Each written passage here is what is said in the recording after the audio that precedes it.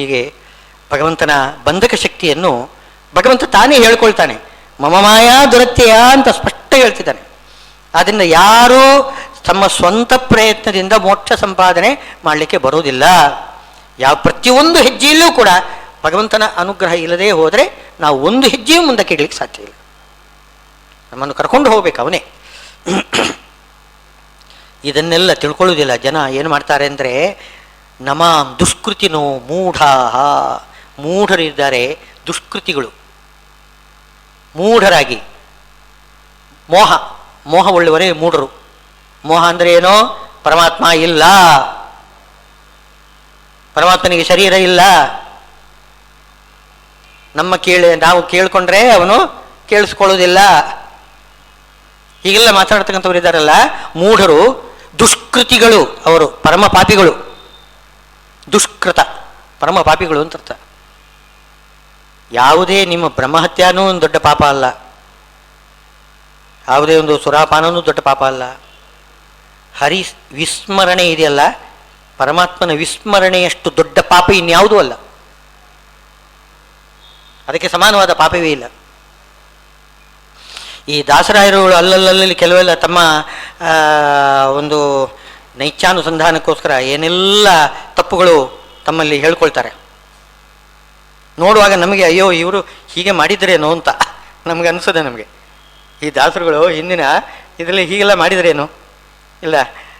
ದಾರುಣಿಯೋಳು ಬಲುಪಾರ ಜೀವನನಾಗಿ ದಾರಿ ತಪ್ಪಿ ನಡೆದೆ ಸೇರಿದೆ ಕುಜನರ, ಆರೋ ಕಾಯುವರಿಲ್ಲ ಸೇರಿದೆ ನಿನಗಯ್ಯ ಧೀರ ವೇಣುಗೋಪಾಲ, ಪಾರಗಾಣಿಸು ಹರಿಯೇ ಇಂದು ಎನಗೆ ಗೋವಿಂದ.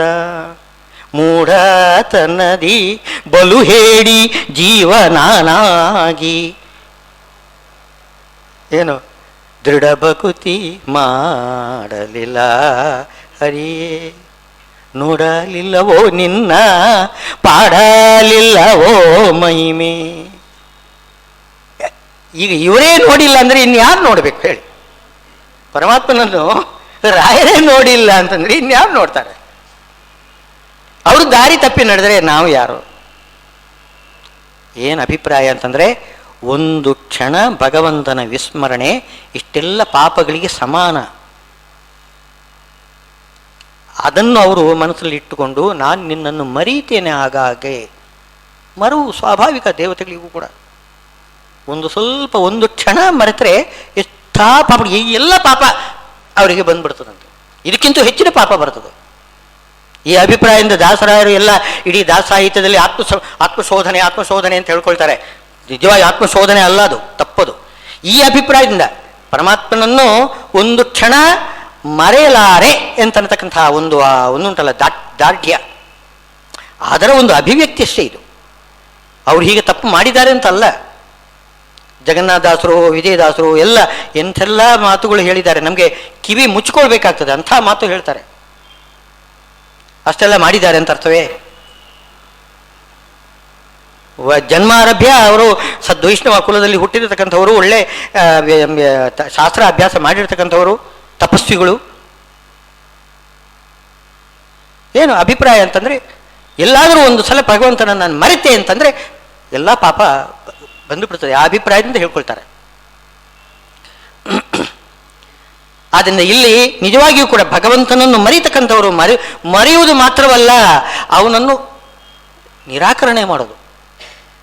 ಭಗವಂತ ಇಲ್ಲ, ಅವನ ಶರೀರ ನಮ್ಮ ಹಾಗೆಯೇ ಪಾರಮಾರ್ಥಿಕ, ಇದು ಪ್ರಾಕೃತವಾಗಿರ್ತಕ್ಕಂತಹ ಶರೀರ, ಅಪ್ರಾಕೃತವಾದ ಸುಂದರ ವಿಗ್ರಹ ಅಲ್ಲ. ಹೀಗೆಲ್ಲ ಮಾತಾಡ್ತಕ್ಕಂಥ ಮಿಥ್ಯಾಜ್ಞಾನಿಗಳು ಯಾರಿದ್ದಾರೆ ಅವರು ದುಷ್ಕೃತಿಗಳು, ನಿಜವಾಗಿ ದೊಡ್ಡ ಪಾಪಿಗಳು. ನಮಾಂ ದುಷ್ಕೃತಿನೋ ಮೂಢ ಪ್ರಪದ್ಯಂತೆ. ಅವ್ರು ಏನು ಮಾಡಿದರೂ ಕೂಡ ನನಗೆ ಕಾಲು ಹಿಡಿಯುವುದಿಲ್ಲ, ನನಗೆ ಶರಣಾಗ್ತಾರೆ ಆಗೋದೇ ಇಲ್ಲ. ಏನು ಮಾಡಲಿ? ಅದು ಅವ್ರ ತಪ್ಪು. ನಾನು ಕರುಣಿ ಹೇಳ್ತಾರಲ್ಲ, ಗೋಪಾಲ ಮಾತ್ರ ಹೇಳ್ತಾರಲ್ಲ, ಕರುಣಿ, ಮಹಾಕರುಣಾಶಾಲಿ. ಯಾರು ಒಮ್ಮೆ ತ್ರಾಹಿ, ಒಂದು ಸಲ ನನ್ನ ರಕ್ಷಣೆ ಮಾಡು ಅಂತ ಒಮ್ಮೆ ಕೇಳಿಕೊಂಡ್ರೆ ಸಾಕು, ಭಗವಂತ ಒಲಿತಾನೆ, ಅವನು ಬಿಟ್ಟು ಹಾಕುವುದಿಲ್ಲ. ಪರಿತ್ರಾಣಾಯ ಸಾಧೂನಾಂ ವಿನಾಶಾಯಿತು ದುಷ್ಕೃತ. ಸಾಧುಗಳ ಪರಿತ್ರಾಣಕ್ಕೋಸ್ಕರನೇ ಬರ್ತಕ್ಕಂಥವನು. ನಮಾಂ ದುಷ್ಕೃತಿನೋ ಮೂಢ ಪ್ರಪದ್ಯಂತೆ. ಯಾರು? ನರಾಧಮಾ. ನರರಲ್ಲಿ ಅಧಮರು ಇದ್ದಾರೆ. ಅಂದರೆ ನರರಲ್ಲಿ ಅಧಮರು, ಮಧ್ಯಮರು, ಉತ್ತಮರು, 3 ವರ್ಗದವರಿದ್ದಾರೆ. ಅಲ್ಲಿ ನರಾಧಮರು ಯಾರಿದ್ದಾರೆ ಅವರು ಮಾತ್ರ ನನ್ನ ಬಳಿಗೆ ಬರೋದೇ ಇಲ್ಲ, ನನ್ನನ್ನು ರಕ್ಷಣೆಗೆ ಬೇಡಿಕೊಳ್ಳೋದೇ ಇಲ್ಲ. ಎಷ್ಟು ದುಃಖ ಬಂದರೂ ಕೂಡ ಮಾಡಿದ್ದುಣ್ಣೋ ಮಹಾರಾಯ ನನ್ನ ತಲೆ ಮೇಲೆ ನನ್ನ ಕೈ ಅಂತ ಅಂದ್ಕೊಳ್ತಾರೆ. ದೇವರು ನೀನೇ ಮಾಡ್ತೀಯ ಇದೆಯಾ, ನೀನೇನು ಮಾಡ್ತೀಯ? ಅವನೇನು ಮಾಡೋದಿಲ್ಲ, ಇಲ್ಲದಿದ್ದನ್ನು ಕೊಡೋದೇ ಇಲ್ಲ. ಅವನು ವಾಸ್ತವದಲ್ಲಿ ಇದ್ದದ್ದನ್ನೇ ಕೊಡ್ತಾನೆ, ಅಷ್ಟೇ ವ್ಯಕ್ತ ಮಾಡಿ ಕೊಡ್ತಾನೆ, ಇಲ್ಲದಿದ್ದದ್ದೇನು ಕೊಡೋದಿಲ್ಲ. ಏನು ಮಾಡೋಣ? ಅವರು ಹೇಳೋದಕ್ಕಂತ ಸರಿಯೇ. ಅವನೇನು ಭಗವಂತ ರಕ್ಷಣೆಗೆ ಬರುವುದಿಲ್ಲ. ಮಾಯೆಯ ಅಪಹೃತ ಜ್ಞಾನ. ಅವರಿಗೇನಾದರೂ ಒಂದು ಒಳ್ಳೆ ಜ್ಞಾನ ಬಂತು ಅಂತಂದರೆ ಕೆಲವು ಸಲ ಏನಾಗುತ್ತೆ, ಎಲ್ಲರೂ ಕೂಡ ಒಂದು ವಾತಾವರಣ ಏನು ಅಂತಂದರೆ ಎಲ್ಲರೂ ಕೂಡ ಭಗವದ್ಭಕ್ತರೇ ಆಗಿಬಿಟ್ರೆ, ಅವ್ರನ್ನ ಮದುವೆ ಒಬ್ಬ ಬಂದು ಸೇರ್ಕೊಂಡು ಬಿಟ್ರೆ ಏನಾಗ್ತದೆ, ಎಲ್ಲ ಒಂದು ತಮಾಷೆ ಮಾಡೋದಿದೆ. ಈ ಕುರಿಗಳ ನಡುವೆ ಒಂದು ಸಿಂಹದ ಮರಿ ಬಂದರೂ ಕೂಡ ಕುರಿ ಹಾಗೆ ಬೇ ಬೇ ಬೇ ಅಂತ ಹೇಳಲಿಕ್ಕೆ ಶುರು ಮಾಡ್ತದೆ ಅಂತ. ಯಾಕೆ? ತಾನು ಸಿಂಹದ ಮರಿ ಅಂತ ಅನ್ನೋದು ಗೊತ್ತೇ ಇಲ್ಲ ಅದಕ್ಕೆ. ಯಾಕೆಂದರೆ ಎಲ್ಲರೂ ಕೂಡ ಕುರಿಗಳೇ ಬೇ ಬೇ ಬೇ ಬೇ ಅಂತ ಹೇಳ್ತಿದ್ದಾರೆ. ಆದ್ದರಿಂದ ನಾನು ಕೂಡ ಬೇ ಬೇ ಅಂತ ಬೇಕೋ ಏನೋ ಅಂತ ಪ್ರಯತ್ನ ಮಾಡ್ತದಂತೆ. ಹಾಗೆ ಏನು ಮಾಡ್ತದೆ, ಎಲ್ಲ ಭಕ್ತರ ನಡುವೆ ಈ ಒಬ್ಬ ಏನು ದುರ್ಜನ ಬಂದು ಸೇರಿಕೊಂಡ್ರೆ ಅವನು ಕೂಡ ಏನು ಭಗವಂತನ ಭಕ್ತಿ ಮಾಡಲಿಕ್ಕೆ ತೊಡಗ್ತಾನೆ. ಅವನು ಜ್ಞಾನ ಸಂಪಾದನೆ ಮಾಡ್ತಾನೆ. ಅದಕ್ಕೆ ಹಾಗೆಗೋಸ್ಕರ ಬುದ್ಧಾವತಾರ ಬಂದಿದ್ದೆ. ಅದಕ್ಕೋಸ್ಕರ ತ್ರಿಪುರಾಸುರ ಸಂಹಾರಕ್ಕೋಸ್ಕರ ಬುದ್ಧಾವತಾರ ಆಯ್ತಲ್ಲ. ಅವರು ಬುದ್ಧದೇವರು ಅವತಾರ ಮಾಡಿದ ತಕ್ಷಣ ಮಗು, ಹುಟ್ಟಿದ ಮಗು ಅಳ್ಳೇ ಇಲ್ಲ ಅಂತೆ. ಹುಟ್ಟುವಾಗಲೇ ನಗುತ್ತಾ ಹುಡ್ತದಂಥದ್ದು, ನಗುತ್ತಾ ಹುಡ್ತದಂತೆ. ಭಾಳ ಆಶ್ಚರ್ಯ ಆಯಿತು, ಯಾಕೆ ನಗುತ್ತಾ ಇದೆ ಮಗು ಅಂತ. ನಿಮ್ಮನ್ನು ನೋಡಿ ನಗು ಬಾರದೇ ಇರ್ತದೆ ಅನ್ನೋದು ಕೇಳ್ತದೆ. ಏನು ಎಲ್ಲ ನೀವೇನು ವೇದಾಭ್ಯಾಸ ಮಾಡ್ತೀರಿ, ಯಜ್ಞಯಾಗಗಳು ಮಾಡ್ತೀರಿ, ಏನು ಅರ್ಥ ಇದಕ್ಕೆ? ಎಲ್ಲ ಸುಳ್ಳು, ಎಲ್ಲ ಸುಳ್ಳು. ಸರ್ವ ಮಿಥ್ಯಾ. ಜಗತ್ತೇ ಸುಳ್ಳು, ಪರಮಾತ್ಮ ಸುಳ್ಳು, ವೇದ ಸುಳ್ಳು, ಎಲ್ಲ ಸುಳ್ಳು. ಸುಮ್ಮನೆ ನೀವು ಎಲ್ಲ ವೇದೋಕ್ತ ಕರ್ಮಾನುಷ್ಠಾನ ಮಾಡ್ತಾ ಇದ್ದೀರಿ, ನನಗೆ ನಗು ಬರ್ತದೆ ಅಂತ ಹೇಳ್ತಂತೆ. ಅಷ್ಟರವರೆಗೆ ಅವರೇನು ಸಂಪಾದನೆ ಮಾಡಿದ್ದು ವೇದ ಜ್ಞಾನ ಎಲ್ಲ ಸರ್ರಗೆನೆ ಇಳಿದೋಯ್ತು, ಎಲ್ಲ ತಪ್ಪು ಅಂತ ಗೊತ್ತಾಗ್ಬಿಡ್ತು. ಹೀಗೆ ಅಪಹೃತ ಜ್ಞಾನ. ಹೇಗೆ? ಮಾಯ ಅಂದರೆ ಭಗವಂತನ ಇಚ್ಛಾ, ಅದಕ್ಕೂ ಮಾಯಾ ಅಂತ ಹೆಸರು. ಇನ್ನು ಭಗವಂತನ ಈ ಮಹಾಲಕ್ಷ್ಮೀ ದೇವಿ ಮಯನ ಸಂಬಂಧಿ ಆದ್ದರಿಂದ ಅವಳಿಗೂ ಕೂಡ ಮಾಯಾ ಅಂತ ಹೆಸರು. ಮಾಯೆಯ ಅಪಹೃತ ಜ್ಞಾನ. ಭಗವಂತನ ಇಚ್ಛೆ ಮತ್ತು ದುರ್ಗಾದೇವಿ ಮಾಯಾದೇವಿ ಅವಳ ಇಚ್ಛೆಯಿಂದ ಏನಾಗ್ತದೆ, ಇರ್ತಕ್ಕಂಥ ಜ್ಞಾನವೂ ಕೂಡ ಹೊರಟು ಹೋಗ್ಬಿಡ್ತದೆ. ಕುತರ್ಕಗಳೆಲ್ಲ ಬರ್ತದೆ. ಈ ಕುತರ್ಕ ಬಂದಾಗ ಏನು ಒಳ್ಳೆ ನಾವು ಸರಿಯಾಗಿ ತಿಳ್ಕೊಂಡಿರ್ತೇವೆ. ಅಲ್ಲಿ ಈ ಕರ್ಮಿಷ್ಠರಾಗಿರ್ತಕ್ಕಂಥವರನ್ನು ಅವರ ಕರ್ಮವನ್ನು ಮಾಡದೇ ಇರಲಿಕ್ಕೆ ಅವರಿಗೆ ಪ್ರಶ್ನೆ ಮಾಡಿಕೊಂಡ್ರೆ, ನೀವೀಗ ಕರ್ಮ ಮಾಡ್ತೀರಲ್ಲ, ಇದರಿಂದ ಏನು ಪ್ರಯೋಜನ? ಈಗ ನೀವು ಪಿಂಡ ಹಾಕ್ತೀರಿ, ಈ ಪಿಂಡ ಪಿತೃಗಳಿಗೆ ಹೇಗೆ ಮುಟ್ತದೆ? ಇಲ್ಲೇ ನೀವು ಅದನ್ನು ವಿಸರ್ಜನೆ ಮಾಡಿಬಿಡ್ತೀರಾ, ಈ ಪಿಂಡ ಪಿತೃಗಳಿಗೆ ಹೇಗೆ ಹೋಗ್ತದೆ? ದಾಸರಾಯರು ಎಲ್ಲ ಹೇಳಿದ್ದುಂಟಲ್ಲ, ಏನೋ ಎಳ್ಳು ನೀರಿಗೆ ಹಾಕಿದ್ದು ಅದು ಮೀನು ತಿನ್ಕೊಂಡು ಹೋಯಿತು, ಇದು ದರ್ಬೆ ಎಲ್ಲ ತೇಳ್ಕೊಂಡು ಹೋಯಿತು, ಹೀಗೆಲ್ಲ ಎಲ್ಲಿದೆ? ಪಿತೃಗಳಿಗೆ ಪಿಂಡ ಹಾಕಿದರೆ ಎಲ್ಲಿ ಮುಟ್ತದೆ ನಿಮಗೆ ಎಂತ ಹೀಗೆಲ್ಲ ಪ್ರಶ್ನೆಗಳು ಎಲ್ಲ ಹಾಕ್ತಾರೆ. ಇದನ್ನೆಲ್ಲ ತುಂಬ ಕೇಳಿಬಿಟ್ರೆ ಏನಾಗ್ತದೆ, ಅನೇಕ ಬಾರಿ ಇಂಥ ಕುಯುಕ್ತಿಗಳನ್ನೆಲ್ಲ ಕೇಳ್ಕೊಂಡು ಬಂದರೆ ಹೌದೋ ಏನೋ ಅವರು ಹೇಳಿದ್ರಲ್ಲಿ ಏನೋ ಒಂದು ಇದೆ, ಸ್ವಾರಸ್ಯ ಇದೆ ಇದರಲ್ಲಿ ಎಂತ ಅನಿಸ್ತದೆ ನಮಗೆ. ಜ್ಞಾನ ಅಪಹೃತವಾಗಿ ಹೋಗ್ಬಿಡ್ತದೆ, ಜ್ಞಾನ ಹೊರಟು ಹೋಗ್ಬಿಡ್ತದೆ. ಅಲ್ಲಿ ಪಿಂಡ ಇಡುವಾಗ ಏನು ಅಭಿಪ್ರಾಯ ಇಟ್ಕೊಂಡು ಪಿಂಡ ಹಾಕ್ತೀವಿ, ಈ ಪಿಂಡನೇ ಅವರಿಗೆ ಸಿಗ್ತದೆ ಅಂತಲ್ಲ. ಪಿಂಡದಲ್ಲಿ ಅದೊಂದು ಕೇವಲ ಪ್ರತಿಮಾ. ಆ ಪಿಂಡದಲ್ಲಿ ಪಿತೃಗಳನ್ನು ಆವಾಹನೆ ಮಾಡಿ ಆ ಪಿತೃಗಳಿಗೆ ನಾವು ನಮಸ್ಕಾರ ಮಾಡಿದರೆ, ಅವರಿಗೆ ತರ್ಪಣ ಕೊಟ್ಟರೆ ಆ ಪಿತೃಗಳಿಗೆ ತೃಪ್ತರಾಗ್ತಾರೆ.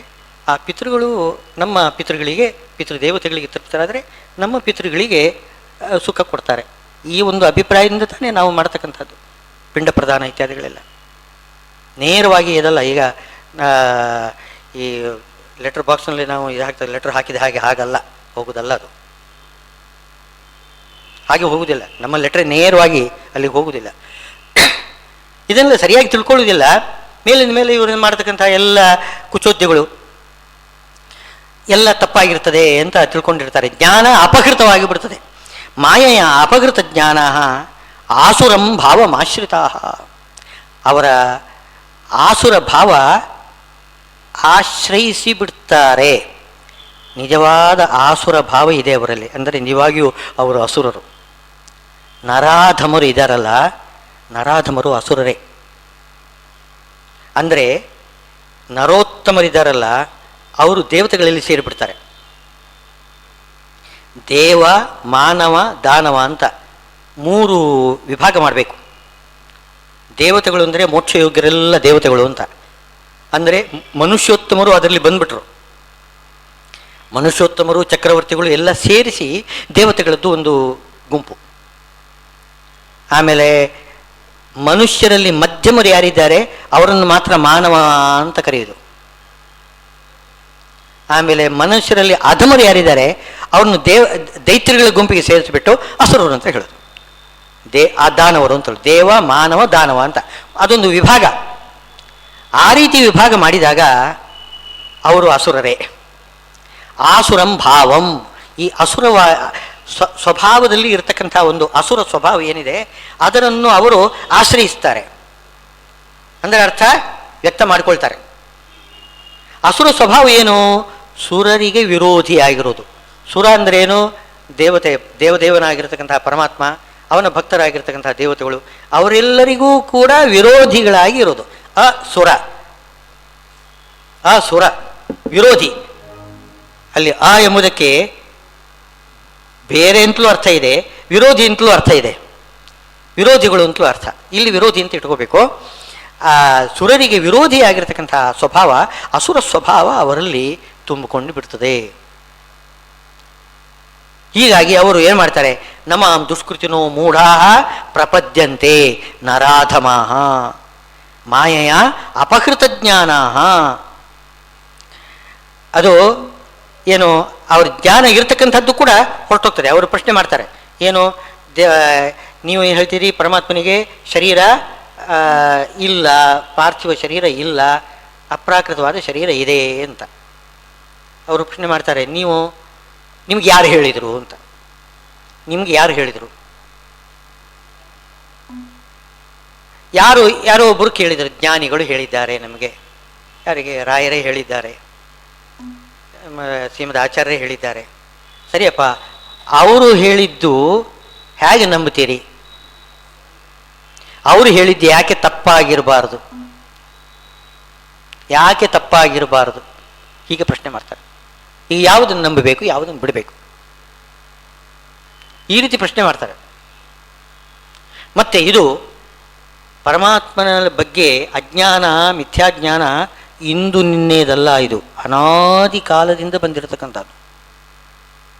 ಅನಾದಿ ಕಾಲದಿಂದ ಬಂದಿರತಕ್ಕಂಥದ್ದನ್ನು ಈಗ ಏನೋ ಒಂದು ಜ್ಞಾನ ಬಂದ ತಕ್ಷಣ ಅದು ಹೊರಟೋಗ್ಬಿಡ್ತದೇನೋ. ಅನಾದಿಯಿಂದ ನಾವು ನಂಬಿಕೊಂಡು ಬಂದಿರತಕ್ಕಂಥದ್ದು ಕೆಲವೆಲ್ಲ ನಂಬಿಕೆಗಳೆಲ್ಲ ಇವೆ ನೋಡಿ, ಅದನ್ನು ಯಾರು ಅಲುಗಾಡಿಸಲಿಕ್ಕೆ ಸಾಧ್ಯ ಇಲ್ಲ. ಹೇಳ್ತಾರೆ ಹಾಗೇನೆ, ಈಗ ದೇವರು ಇದು ಅನಾದಿ ಕಾಲದಿಂದ ದೇವರು ಪೂಜೆ ಮಾಡಿರ್ತಕ್ಕಂಥದ್ದು ಇದು ಹಾಗೆ ಅಂತ ಹೇಳ್ತಾರೆ. ಅಲ್ಲಿ ಶ್ರದ್ಧೆ ಜಾಸ್ತಿ ಅನಾದಿಕಾಲ. ಇತ್ತೀಚೆಗೆ ಯಾರಾದರೂ ಪ್ರತಿಷ್ಠೆ ಮಾಡಿದರೆ, ಯಾರು ಪ್ರತಿಷ್ಠೆ ಮಾಡಿದರು ಇತ್ಯಾದಿಗಳೆಲ್ಲ ಆಲೋಚನೆ ಪ್ರಶ್ನೆ ಹಾಕ್ಕೊಂಡು ನಾನು ಸ್ವಲ್ಪ ಅದರಲ್ಲಿ ನಾವು ಸಂದೇಹ ಪಡ್ತೇವೆ. ಆದರೆ ಅನಾದಿ ಕಾಲದಿಂದ ಪೂಜೆ ಮಾಡ್ತಕ್ಕಂಥದ್ದು ಇದೆಯಲ್ಲ, ಅಂಥ ಒಂದು ವಿಗ್ರಹದಲ್ಲಿ ವಿಶೇಷವಾದ ಭಗವಂತನ ಸನ್ನಿಧಾನ ನಾವು ತಿಳ್ಕೊಂಡಿರ್ತೇವೆ. ವಿಶೇಷವಾದ ಒಂದು ಭಕ್ತಿ ಬರ್ತದೆ, ಅಂದರೆ ನಾವು ಬಿಡಲಾರೆವು ನಾವು. ಹಾಗೆ ಇದು ಅನ್ಯಥಾ ಜ್ಞಾನ ಅನಾದಿ ಕಾಲದಿಂದ ಬಂದಿದೆ. ಇದನ್ನು ಹೇಗಪ್ಪ ಬಿಡಲಿ, ಹೇಗೆ ಬಿಡಲಿ ಅಂತ ಕೇಳ್ತಾ ಇದ್ದಾರೆ. ಅನಾದಿ ಕಾಲದಿಂದ ಬಂದಿದ್ದು ಈ ಒಂದು ಜ್ಞಾನದಿಂದ ಹೊರಟೋಗ್ತದೇನೋ? ಅದು ನಿಜವಾಗಿಯೂ ಪ್ರಶ್ನೆನೇ. ಅದು ಅನಾದಿಯಿಂದ ಬಂದಿರತಕ್ಕಂಥ ಅಜ್ಞಾನವನ್ನು, ಮಿಥ್ಯಾಜ್ಞಾನವನ್ನು ಈಗ ಬಂದಿರತಕ್ಕಂಥ ಒಂದು ಜ್ಞಾನ ಎಂಬುದು ಹೇಗೆ ನಾಶ ಮಾಡ್ತದೆ, ಸಾಧ್ಯವಿದೆಯೇ ಅಂತ ಪ್ರಶ್ನೆ ಹಾಕ್ತಾರೆ. ನ್ಯಾಯಸುಧಾದಲ್ಲಿಯೂ ಈ ಪ್ರಶ್ನೆ ಬಂದಿದೆ. ಬಂದುಬಿಟ್ಟು ಅವರೇನು ಮಾಡ್ತಾರೆ, ಈ ವೃತ್ತಿಜ್ಞಾನ ಸ್ವರೂಪದಲ್ಲಿ ಯಾವುದೇ ಒಂದು ಅವರ ಯೋಗ್ಯತೆ ಪ್ರಕಾರವಾಗಿ ಜ್ಞಾನವೋ ಮಿಥ್ಯಾಜ್ಞಾನವೋ ಎಲ್ಲ ಇರ್ತದೆ. ಈ ಮನಸ್ಸಿನಲ್ಲಿ ಜ್ಞಾನ ಬರ್ತದೆ ನೋಡಿ, ಮನಸ್ಸಿನಲ್ಲಿ ವೃತ್ತಿ ಜ್ಞಾನ ಅಂತ ಬರ್ತದೆ. ಅದಕ್ಕೆ ಹೇಳ್ತಾರೆ ವೃತ್ತಿ ಜ್ಞಾನ, ಮನಸ್ಸಿನ ಪರಿಣಾಮ. ಮನಸ್ಸು ಒಂದು ರೀತಿ ಒಂದು ಸರೋವರ ಇದ್ದ ಹಾಗೆ, ಅದರಲ್ಲಿ ಅಲೆಗಳು ಬರ್ತದೆ ನೋಡಿ. ಆ ಅಲೆಗಳ ಹಾಗೆ ಜ್ಞಾನಗಳೆಲ್ಲ ಬರ್ತದೆ ಅಂತಃಕರಣದಲ್ಲಿ. ಆ ಅಲೆಗಳು ಅದೇನೋ ಒಂದು ಸ್ವಲ್ಪ ಕಾಲ ಇದ್ದು ಹೋಗತಕ್ಕಂಥದ್ದು, ತಾತ್ಕಾಲಿಕ. ಅದು ಅನಾದಿ ಅಲ್ಲ, ಹೆಚ್ಚು ಸಮಯ ಇರತಕ್ಕಂಥದ್ದು ಅಲ್ಲ, ಒಂದು ಕ್ಷಣ ಬರ್ತದೆ ಹೋಗ್ತದೆ. ಈಗ ಪರಮಾತ್ಮನ ನೋಡುವುದು ಕೂಡ ನಾವು ಎಷ್ಟು ನೋಡಿರ್ತೇವೆ? ಒಂದು ಕ್ಷಣ ಮಾತ್ರ ನೋಡಿರ್ತೇವೆ, ಒಂದು ಕ್ಷಣ ಅಷ್ಟೇ. ಆ ಜ್ಞಾನ ಒಂದು ಅಲೆ ಹಾಗೆ ಬಂದು ಹೋಗ್ತದೆ.